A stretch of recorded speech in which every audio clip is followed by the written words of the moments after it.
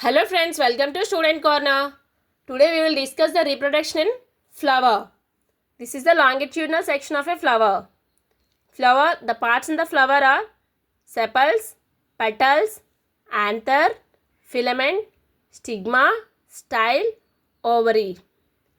Stigma, style, ovary together called pistil. This is the female reproductive organ. Anther and filament together called stamen. This is the male reproductive organ. Sepals are usually green colored and give support and protection to the petals.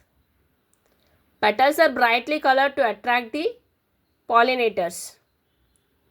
Anther produces pollen grains which bears male gametes. Filament gives supports to the anther. Stigma is the place where pollen grains reaches during pollination. Style connects stigma and ovary.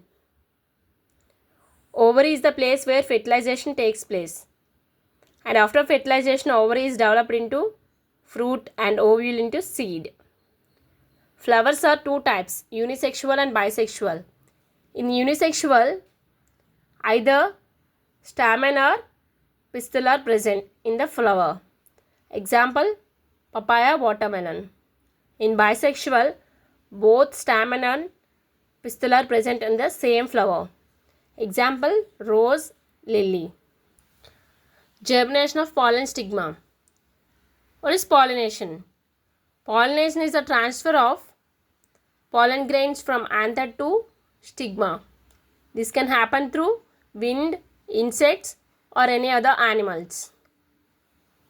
Pollination is of two types, self-pollination and cross-pollination. In self-pollination, pollen transfer within the same flower. In cross-pollination, pollen transfer within the different flowers by wind, water, or animals.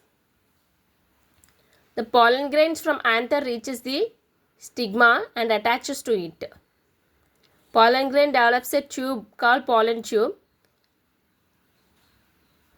Pollen tube passes through the style and reaches the ovary. The male germ cells in the pollen grain travel through the pollen tube to reach the female germ cells present in the ovule.